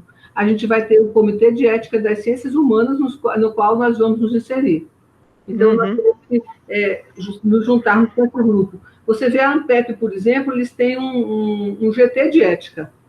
Eles têm toda uma discussão de ética na pesquisa da ANPEP, que manda pareceres e tenta se envolver nessa discussão nacional para poder puxar. O pessoal da sociologia trabalha muito forte com isso também. Então, assim... A ANPEP é psicologia, é isso? A Associação Nacional de Pesquisa e Pós-Graduação em Psicologia. Esse pessoal que eu já conversei, que esteve na França, esteve na Holanda, diz que os protocolos lá são mais resumidos que os do Brasil, até porque o que acontece no Brasil é que vários itens do protocolo, da plataforma Brasil, você deixa em branco ou coloca XXX, não se aplica a minha pesquisa. Então, isso acontece. E aí nossos estudantes se assustam, porque chega lá e tem um monte de perguntas que eles não sabem nem qual é o tipo de resposta. Um comitê de ética mais voltado para as pesquisas humanas seria muito bem-vindo, mas é uma discussão nacional. Não é resolvido dentro de uma única área. Mesmo assim, eu acho que quando aparecer o comitê de ética de pesquisa em humanidades, a arquitetura vai ter que pensar suas especificidades dentro disso. Por isso que é tão importante que nós comecemos a pensar essa questão ética logo, tá certo? Porque quando chegar a vez de nós opinarmos, nós vamos ter que ter uma opinião. E aí, se não tiver sido feita uma discussão mais ampla, como é que vai ter uma opinião? E provavelmente quem vai passar essa opinião passa pelo IAB, passa pelo CAL, passa pela ABEA, tá certo? Que são os órgãos representativos disso. Mas passa também, por exemplo, pela ANPARC. A ANPARC pode puxar discussão e ampliar, já que é uma associação nacional também, teria condições de fazer essa discussão, pelo menos a nível de pós-graduação. Acho que a ANPARC poderia encampar esse tipo de discussão, e eu acho que seria muito bem-vinda uma opinião da ANPARC sobre a ética da pesquisa, a partir da ótica da arquitetura e urbanismo. Aliás, arquitetura, urbanismo, design, se for o caso, o pessoal do Fórum de Design pode se juntar com o Fórum de Arquitetura, já que nós somos grande área na CAPES. Então, seria interessante, talvez, que a gente pensasse arquitetura, urbanismo e design como essa grande área que pode dar uma contribuição significativa. E a universidade, o nosso objeto de pesquisa é muito variado. A gente estuda da Maçaneta a megalópole, entendeu? São muitas escalas diferentes. Então, pensar a ética na pesquisa nessas diversas escalas teria que ser muito bem discutido. Olha, eu acho... a gente tem tem já mais duas perguntas da professora Nirce Medvedovski, da Federal de Pelotas, que está, assim, participando aí do nosso encontro, e do professor Hugo Segawa, do Departamento de História aqui da FAO. A Nirce mencionou algo sobre o que você já tratou, que é a dificuldade de diálogo com os comitês de ética da área da saúde, e ela gostaria de saber como estão os encaminhamentos para que se concretize um comitê próprio. Eu acho que você já mencionou alguma coisa. O comitê de arquitetura, por enquanto, não, de jeito nenhum. O que existe é as tratativas para o comitê de humanidades. E mesmo as ciências humanas e sociais aplicadas, tá certo? Eu chamo humanidades porque é simplesmente mais fácil, mas é humanas e sociais aplicadas. Isso aí tem uma discussão nacional, e eu acho que o jeito de nós nos engajarmos é nos engajarmos nessa discussão. Porque a gente não tem comitê próprio de psicologia, de antropologia, de sociologia, nem de medicina, nem de enfermagem, nem de farmácia. Então, dificilmente a gente vai ter um comitê de arquitetura e urbanismo, assim, como pioneiro, já que a gente nem tem muita tradição na área. Eu acho que o jeito mais coerente, adequado nesse momento, seria nós nos engajarmos numa discussão da área de humanas e sociais aplicadas, e aí, a partir daí, ver o que acontece. Em Portugal, eles têm uma coisa legal. Eles funcionam, eu estava vendo aqui a outra pergunta que fala que pessoas, como é que fica, se são pesquisas de opinião, não precisa de comitê de ética. Não precisa se for feita pelo professor pesquisador, por exemplo, se for sua pesquisa, uma pesquisa de opinião não precisaria, e você está respaldado pela resolução 510 de 2000, tá? Aquela resolução 510 que eu falei. Agora, se for, a mesma resolução tem embaixo, se for para teses, para trabalho final de graduação, tese de dissertações, precisa passar, porque é um jeito de você referendar uma pesquisa de um estudante que está trabalhando. Então, E aí, Gleice, você está respondendo ao professor Antônio Reis, né, da Federal do Rio Grande do Sul. Foi uma que eu passei por aqui e disse, não precisa. Eu cometi uma indelicadeza, em tese eu teria que fazer as perguntas em ordem do aparecimento. Eu dou as boas-vindas também a Antônio Reis, mas eu estou aqui ainda administrando essas questões tecnológicas, e eu comecei pelo final. Mas o Antônio Reis, ele fala exatamente isso, que eles têm lá essa compreensão, né, para questionários online, quando não há o envolvimento de área de saúde e a identificação dos respondentes. Aí ele cita a resolução 510, né, e não serão registradas nem avaliadas pelo sistema CEP-CONEP, pesquisa de opinião pública com participantes não identificados. Ok, eu compreendo, Antônio, eu compreendo, eu acho que você tem razão, e se for feita por um pesquisador experiente como você, sem problema. Mas a mesma resolução embaixo diz que se for para tese de dissertação e trabalho final trabalho final de curso, necessitaria. E o melhor que você faz com relação a isso, que é a minha experiência lá, é submeter, e aí você recebe um documento do CEP dizendo essa pesquisa não precisa ser submetida. E aí qualquer revista internacional que te perguntar por que não foi submetida, você diz, olha, está aqui, o documento é esse, não precisava. Pronto, você fica duplamente respaldado. Se for a sua pesquisa sua pesquisa, o que você está fazendo porque você é pesquisador e é responsável, então não tem problema, não é uma tese de dissertação. Se for do seu aluno, eu sugiro que passe. Gleice, você também já tive essa dúvida, mas foi a orientação que eu recebi. Então, agora nós temos a pergunta do professor Hugo Segawa.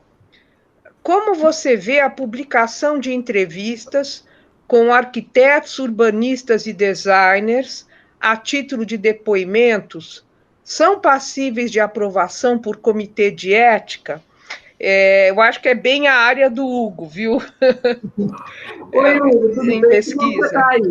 Bem, é o seguinte, a entrevista com um arquiteto nominado, arquiteto Hugo Segal, eu vou fazer uma entrevista com o senhor, você está dizendo... O ideal seria que ele simplesmente assinasse, você não precisa passar no comitê, mas seria bom que você fizesse um documento, como eu fiz para a FAO agora, cedendo o direito de imagem, o direito de publicar as ideias que estão nessa conversa, tá certo? E você tivesse esse documento assinado dele. Mas, como é uma entrevista com ele, ele vai dar autorização para publicar o nome dele, a imagem dele, o som e tudo mais que você tiver, e você não precisa passar isso no comitê. Não precisa. Não precisaria. A não ser que isso faça parte, se for uma entrevista, não sei como. Agora, se fizer parte da dissertação e da tese do aluno, eu acho que você podia passar só para registrar o TCLE e ficar coberto. Isso vale para qualquer tipo de entrevista com profissionais? Valeria. Na hora que ele assina um documento dizendo que autoriza a publicação nominada, ou seja, autoriza que o nome dele saia na publicação, você não precisaria estar passando no comitê, porque, afinal, a proteção está combinada entre vocês dois, tá? Agora, também era importante ter todos os cuidados éticos com relação a isso. Fez a entrevista, foi uma entrevista gravada, transcreveu a entrevista, submete a entrevista à pessoa, Hugo, fiz a entrevista com você, aí eu transcrevo, mando para você, Hugo, olha, eu fiz a transcrição dessa entrevista, o senhor poderia aprovar? Se você aprovar, está liberado, porque você aprovou, tem um e-mail, tem um documento lá assinado, eu aprovei a entrevista, são as minhas ideias, tá certo? Está resolvido. E aí não tem problema, não tem comitê de ética nessa discussão. É só definir uma relação ética entre as pessoas. Eu estou assegurando a você que não vou dizer, do trabalho que eu estou fazendo, que você me deu uma opinião diferente da que você tem. Aí é por isso que a gente que eu fiz aquela primeira parte da ética nas relações humanas e tudo, porque parte dali. O comitê regula algumas coisas, ele regula principalmente com relação ao anonimato, essas coisas. Na hora que deixa de ter anonimato, isso aí muda toda a situação, é só você ter um documento dizendo isso. As revistas atualmente, elas dizem, a revista Projetar faz, e a maioria das revistas faz também, você tem que assinar um documento dizendo que aquelas que têm autorização para a publicação daquelas imagens, uma imagem de terceiros, por exemplo. Se você tem autorização, está resolvido, você não precisava ter passado do comitê de ética, tá? A pessoa te autorizou para publicasse. Não tem ética aí. Não tem essa ética de comitê. Tem a ética pessoal, a ética da vida cotidiana, a ética da relação entre dois profissionais que estão trabalhando sobre temas semelhantes.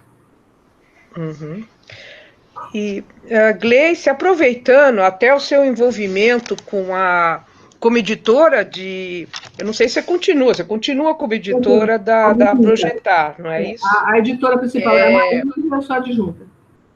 Maísa Veloso é a editora da revista e eu sou adjunta. A Maísa Veloso. Mas, assim, nós temos várias revistas muito boas, tá? Na área de arquitetura, urbanismo, design, que fazem, inclusive, interface com a área de engenharia. E algumas já estão colocando nas suas instruções para os autores essa questão, né? Que se envolver seres humanos, usuários, teria que demonstrar ter submetido, né, se fosse necessário, né, a pesquisa que originou aquele artigo a um comitê de ética, né, via plataforma.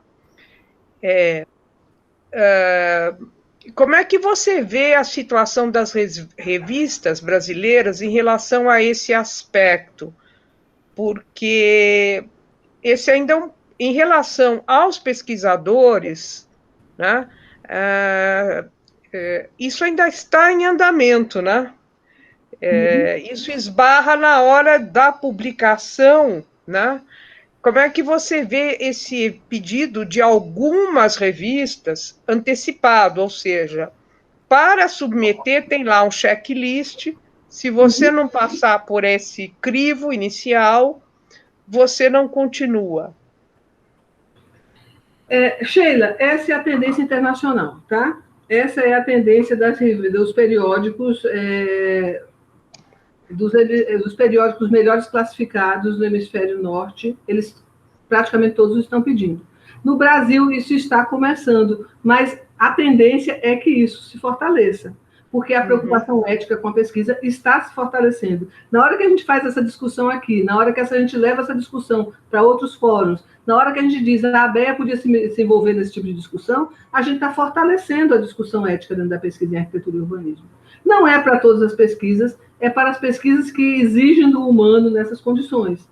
E mesmo assim, por exemplo, a pesquisa de opinião, como falou o professor Antônio Reis, uma pesquisa de opinião conduzida por ele, feita simplesmente em meio online, sem identificação, totalmente autônoma, essa que, aliás, está abarrotando as nossas caixas de e-mail, eu recebo umas 4 ou 5 por dia, é uma coisa louca que está acontecendo de pesquisa, mas eu tento colaborar o máximo possível, porque eu também pergunto, então quero a resposta das pessoas. Essa pesquisa provavelmente vai continuar desse jeito, sem exigir, e simplesmente você vai fazer, amparado pela resolução 510, não sei o que, do CNS de 2016, trata-se de uma pesquisa de opinião, não precisa. Ou então mandar aquele documento que eu falei para ele, que o próprio CEP diz, não precisa, está resolvido.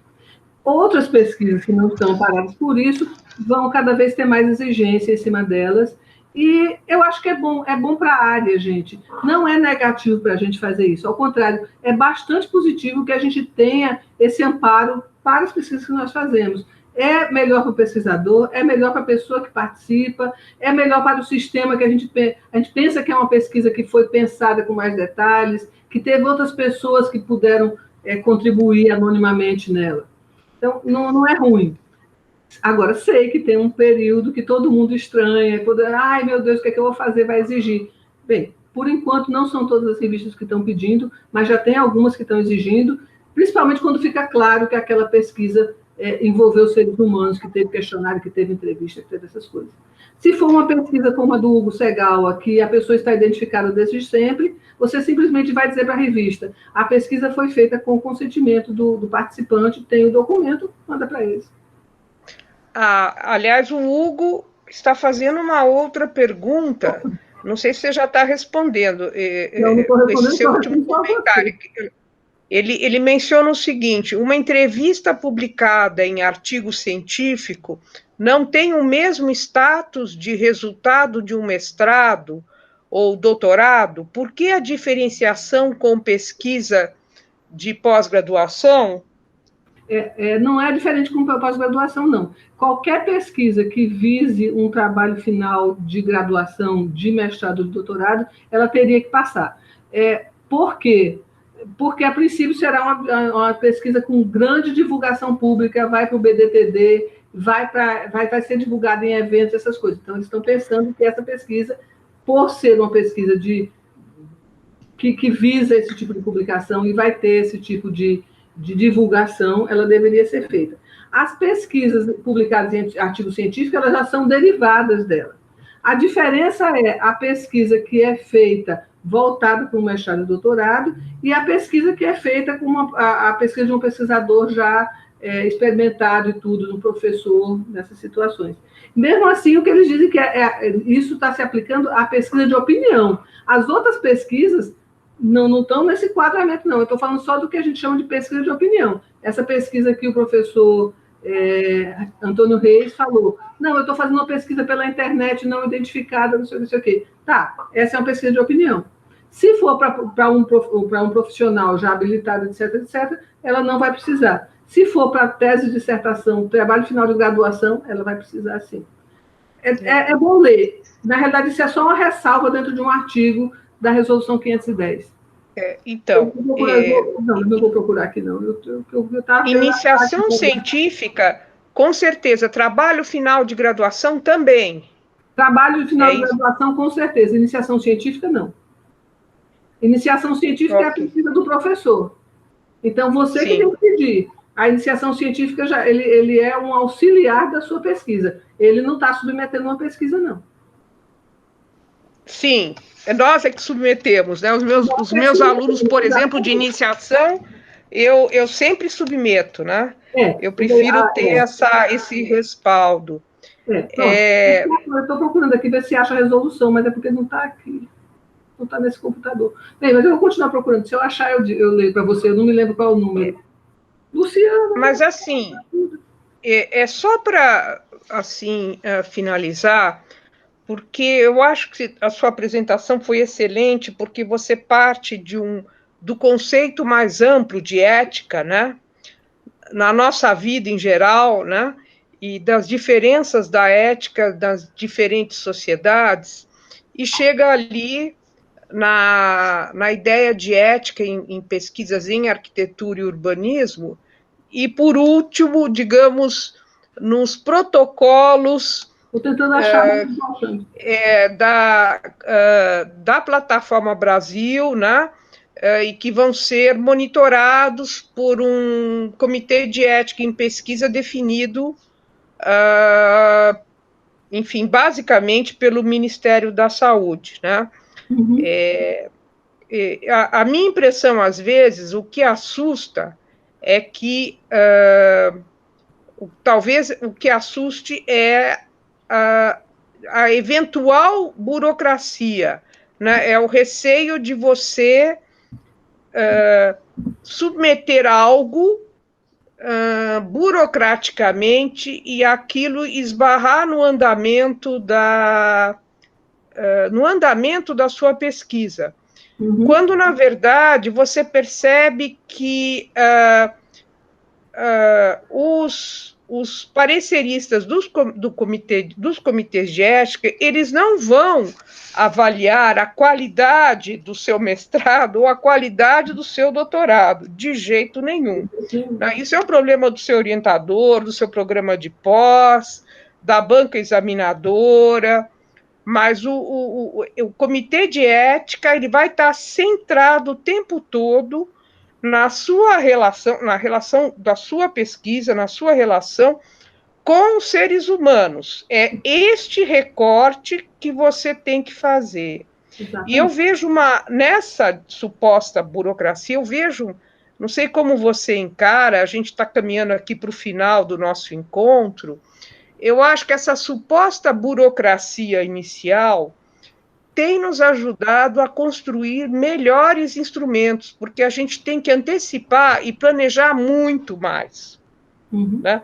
Muito mais, porque a gente tem logo ali, a Plataforma Brasil e o Comitê de Ética, que demanda ali uma antecipação de todos esses instrumentos e termos de consentimento ou de assentimento em 2 ou 3 meses. Né? Isso talvez esteja gerando instrumentos mais afinados, né?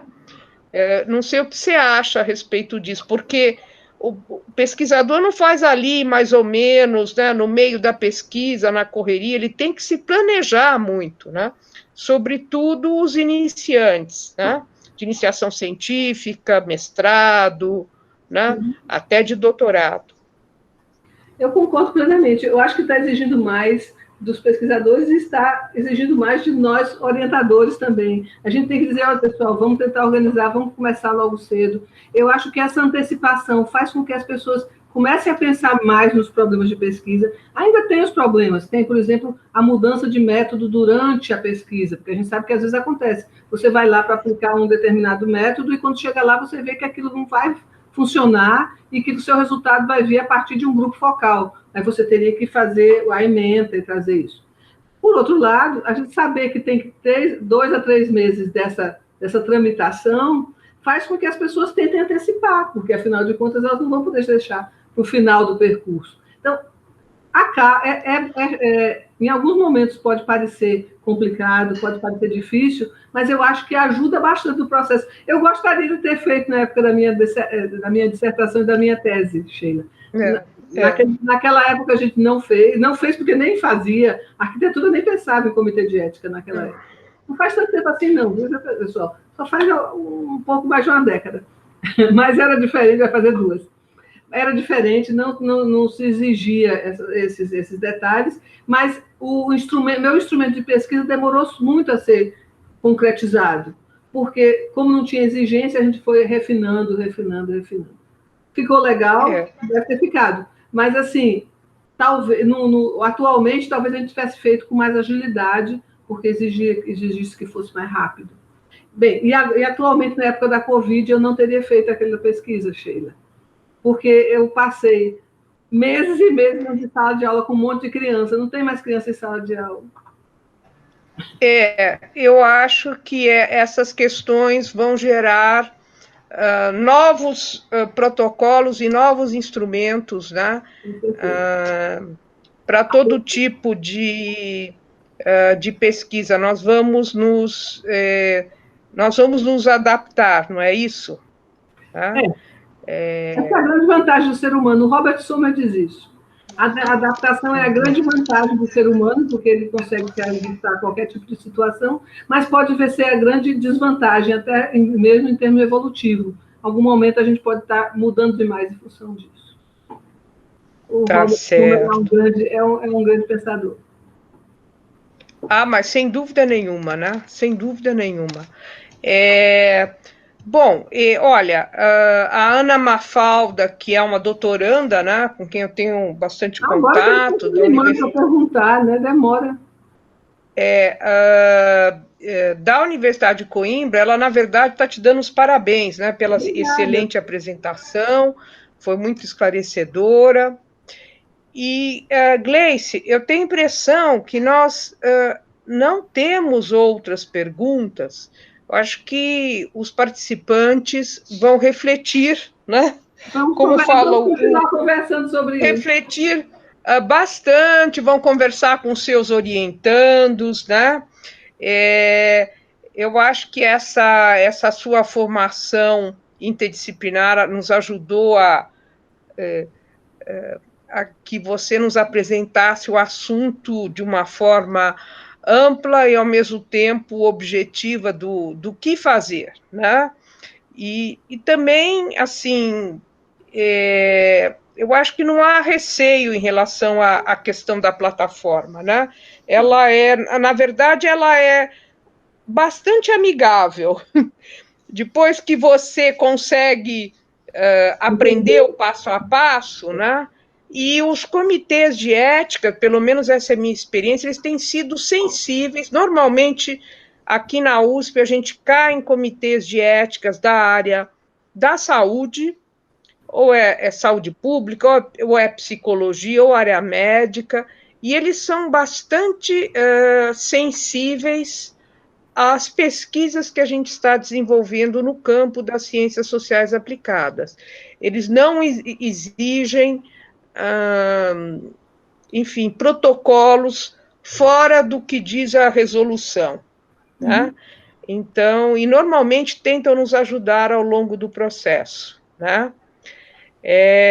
Então, eu queria aproveitar, e já encerrando, né, eu passar a palavra a você, se você quer falar mais alguma coisa como fecho da sua participação. Agradeço já imensamente você ter despendido aí a sua tarde de quarta-feira conosco, viu? Eu acho que foi muito proveitoso e oportuno. Queria passar a palavra a você, Gleice, para a gente finalizar. Sheila, eu acho que eu vou terminar como comecei. Eu quero agradecer a oportunidade de fazer essa discussão, quero agradecer às seletíssimas pessoas que participaram e fizeram perguntas, pessoal muito simpático, pessoal conhecido, legal vocês terem vindo, tá certo? Quero agradecer e quero dizer que a gente não tem que se assustar com a questão da ética na pesquisa. Eu acho que a gente tem que enfrentar, a arquitetura e o urbanismo nunca teve problema em enfrentar esse tipo de exigência. Eu acho que a gente tem que enfrentar de uma forma profissional e principalmente de uma forma muito aberta. Vai ser bom para todo mundo, e se nós levarmos essa discussão em frente, eu acho que nós temos como contribuir muito significativamente para a discussão dos comitês das humanas e sociais aplicadas.